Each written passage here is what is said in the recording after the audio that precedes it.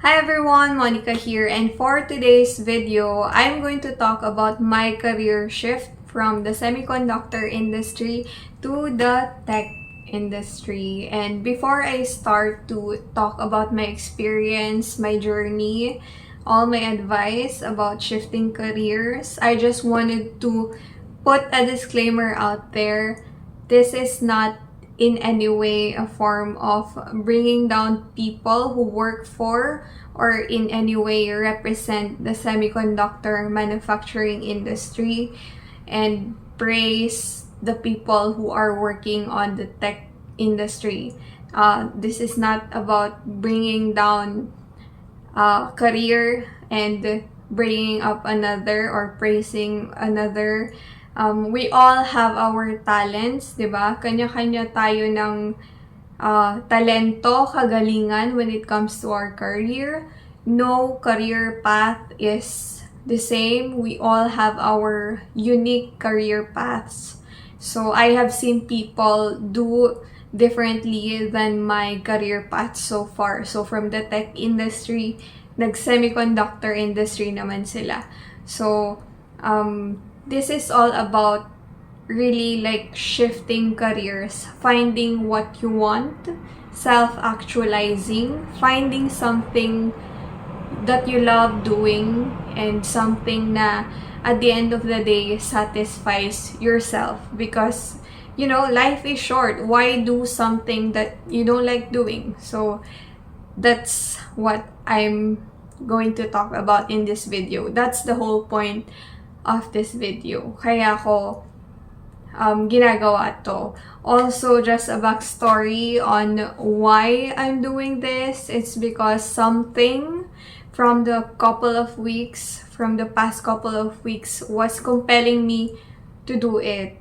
I felt compelled doing this content because so far in this channel, I can see the potential of my voice when it comes to speaking about careers, engineering, ganyan. I've been analyzing data, the performances of my videos, and actually the top 3 content that I have in this channel are all about engineering, all about ECE, all about careers. So, yeah, I feel heard, and thank you sa mga nanunood, to the people who really consider my perspective, my opinions, my insights on things like this, yung mga ini-interview ako or people who ask for my advice. Thank you so much. You don't know how it feels to be heard and how it feels to be, in a way, parang look up upon. And, you know, as long as may taong makikinig sa akin, sa voice ko, then I would do things like this. And back to the story, a couple of weeks ago, actually, I have a friend na nagtanong sa akin ng advice, and this is what really fueled me to do this video. So, sa friend kong yon, kung nanonood ka man, hello. But yeah, ayun, a few weeks ago, a friend messaged me and he told me gusto niya humingi ng advice when it comes to starting out in the tech industry. And this friend of mine, naging kawork ko din siya dun sa semiconductor company. And I met this friend few months back actually. So, and at that time, nag-quit na siya ng job niya dun sa company yun. And we had the dinner, you know, we all got together. I was in town back in Baguio, and we were asking him what he was going to do next, you know, like basically what's your plan. And he told us that he just wanted to take some rest, take some time, and kasi parang na-burn out siya or something like that. And so, you know, he's just exploring his options. And then it came to the point that I asked him what he really wants, you know, like I was like, what do you really want to do? And at that time, medyo nag-butt in na yung ibang friends ko na, uy, grabe ka naman, seryoso mo naman magtanong, ganyan-ganyan. But, you know, like, I am just a concerned friend. You know, I feel like a good friend would really, want to know what you really want to do. And, yun, gusto ko lang malaman talaga kung anong gusto niya back then. And, things in life, I think life happened to him. He had to get another job. Noong una siya nag-message a couple of weeks back, he was like, Harmonica, huwag mo akong pagalitan ha. Pero nag-work ulit ako sa Semiconductor Industry and ayoko pa rin siya. So, that's basically it. And he really wants to switch sa tech industry. So, yun yung nag-fuel sa akin ngayon. I did give him a couple of advice. By the way, if you have a different career path, parang hindi ka naman magagaling sa semiconductor industry tapos mag-switch sa tech industry, that's alright. If you just want to make that big shift in your career, then you can still watch this video. My advice are still generalized, So, pwede mo pa rin ma-apply. So, you can keep on watching. Yeah, that's the story of why I'm doing this video, because I feel like other people might benefit from it, and I love that I'm being heard when it comes to this video. So, as long as may nagko-comment, as long as may nag-review ng videos na ganito, then I'll keep on doing them, Okay, so, ayan. Let's now go to my, diba, may notes talaga ako. Let's now go to my career timeline. So, 2019 was when I graduated and reviewed for the licensure exam, then passed the licensure exam, and then in December of 2019, that's when I got my first job. Actually, I didn't get it right after college. It was already waiting for me before I finished college. I got it through an internship. So, nung college kami, 4th year college, kasi 5 years ang engineering. So, 4th year college, merong subject na kailangan mag-intern kami. So, dun ko tinake yung internship ko for, I think, 2 to 3 months. I think parang may hours lang na need kami fulfill for that subject. And luckily, that company offered me a position in the same department that I was in during internship. And yun, January 2022, I started my job at a fintech company as a TechOps Engineer. Ayan, fintech siya. Ayan, isa siya sa sikat dito sa Pilipinas, and I will always be proud to have been part of that company. Even dun sa first na company ko. I will always forever be grateful to my past employers, to the people who gave me a chance, to the people who helped me grow. I would never bash those companies here on my channel. But yeah. And then, fast forward to 10 months later, November 2022, I started my job as a DevOps Engineer, mainly working on AWS cloud infrastructures for a software as a service product. So, yun yung career path ko so far. So, now let's go back to that moment, probably back in 2021, where I knew to myself and realized that I wasn't longer happy with the job I was doing. So, I still remember that very day because I was very emotional that day and I couldn't control my tears. So, it wasn't really like someone talking really rude to me or treating me bad. It wasn't like that, or not even my boss at the time. I just knew to myself that I don't want to wake up anymore every day and then go do that job. And iyak ako ng iyak at that time. Now it's funny. But remembering that day, naalala ko, dun sa semiconductor company kasi na yun, I was a test product engineer. And part of my job was to isolate different automated test equipments. Yung mga ATE na yun, merong handler and then merong tester.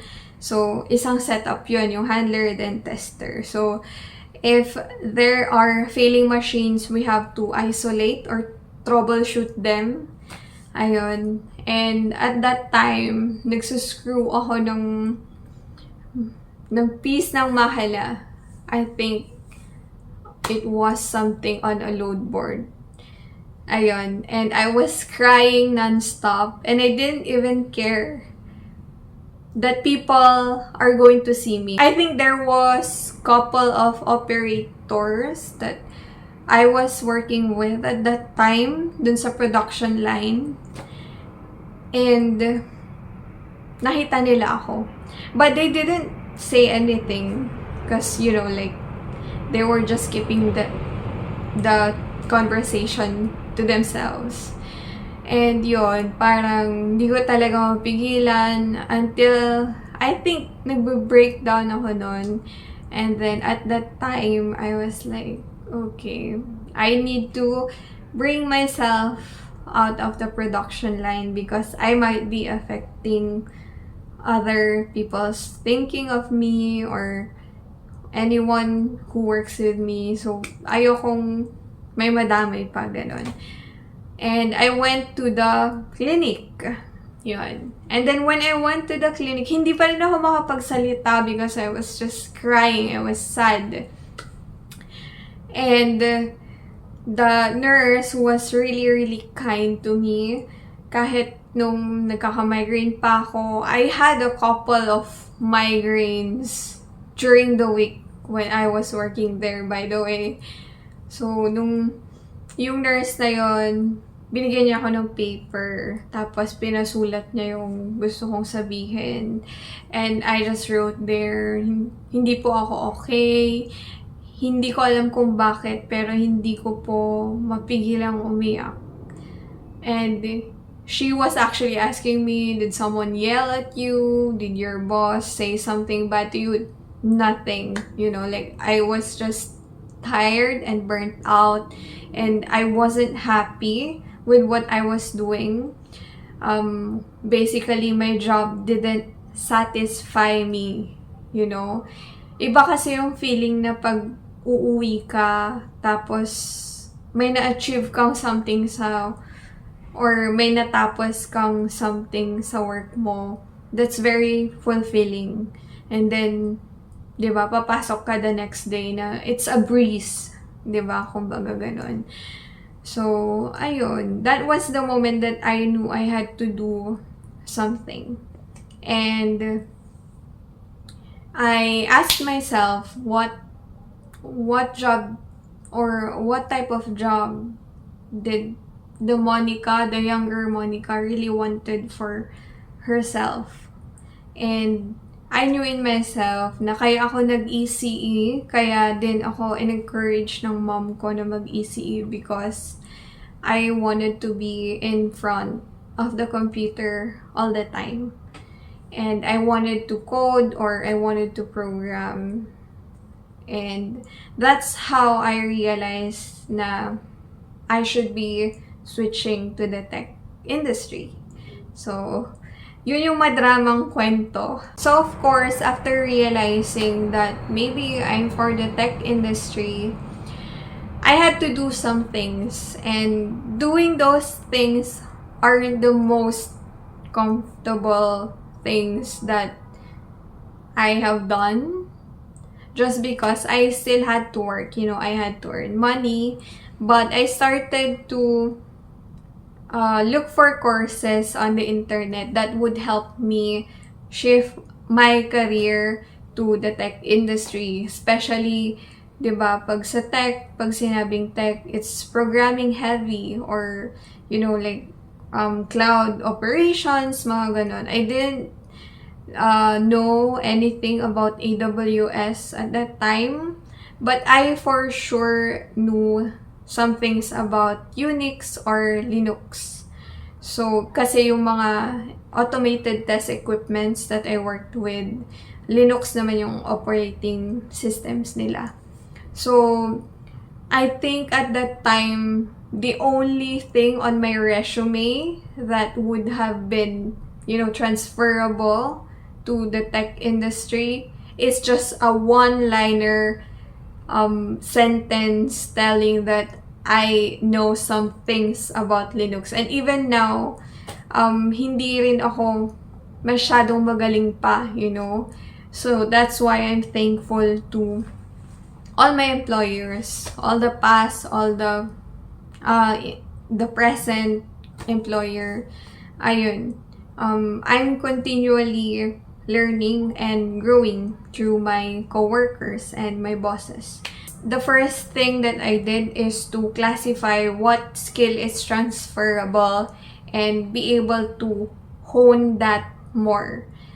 Yun yung una. Listen to your gut. Think about what you really wanted in the first place. Go back to your younger self and tanungin mo sa sarili mo, does this satisfy the younger self that I had back in college?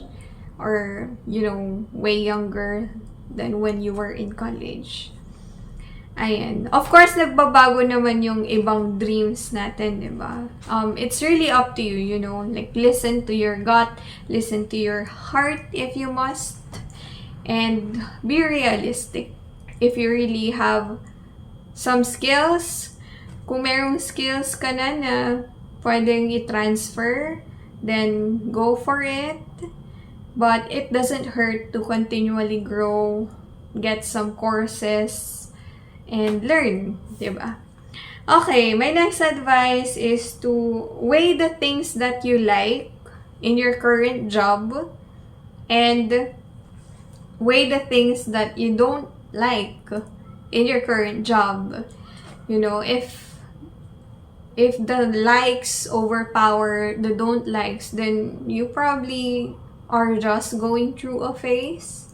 But, if you give it some time and then mas dumami yung dislikes mo, then I think shifting career is for you. My thought process when I was listing the things that I like when I was working in the semiconductor industry was like, okay, I like troubleshooting, but I don't like working with machines. I don't like carrying stuff. I don't like a job that physically is demanding. Being a test product engineer on a semiconductor manufacturing company will involve carrying load boards or testers, mga ganon. Hindi naman yung buong tester, but like, there are boards in the tester, pin boards, mga ganon, load boards, that are really heavy. And I am 44 kilograms, 5 feet tall person. So, I knew to myself, hindi ako tatagal doon ng sobrang tagal. Kasi, syempre, babae ako, maliit akong tao. I'm not physically, strong than the other men there, or than the other people there. And then, I also hated night shift, but the night shift, na-carry over ko siya nung nag-work ako sa fintech industry dun sa second job ko. But it was alright, there are things that you can't really change completely. You just have to give it some time and then eliminate it. So, dun sa third job ko, hindi na ako nagna-night shift. So, from the first company, ayun, I also didn't like commuting to work every day, especially at night, diba? I didn't like that. So, in my second job, I kind of eliminated that by getting a work from home position. But, I realized like, oh gosh, like, hindi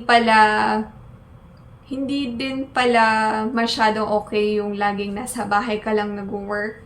So, when I got my third job, which is my current job now as a DevOps Engineer, meron kaming office day, pero once a week lang. So, that was alright with me. So, you can see the progression here, you know. Parang elimination siya ng things that you don't like. And, ayun, just weigh the things, your likes and dislikes, and eliminate some things when you're switching to another job. If hindi mo ma-eliminate lahat ng ayaw mo, then, you know, tiis ka muna. Just focus on your growth, your learnings, then you can apply for the company that you dream of working at. For my next advice, it's actually similar to my first. It's to picture yourself. Picture yourself on your current job 10 years from now. And if you get scared doing the same thing that you are currently doing 10 years from now, then do something about it. You know, like kung if ayoko, like it's a strong emotion na ayaw mong gawin yan in 10 years. If ayaw mong gawin yan, then really consider your career shift. Okay? And then picture something, you know, like do your research. My advice is to look at job descriptions on LinkedIn. For example, a job requires you to do 24/7 service. Do you want to do that in the long run? Or a job description requires you to directly communicate with customers. Do you want to do that? Stuff like that. In the long run, that will help you find the job that you love doing. That every day, gigising ka na okay lang or masaya ka sa ginagawa mo.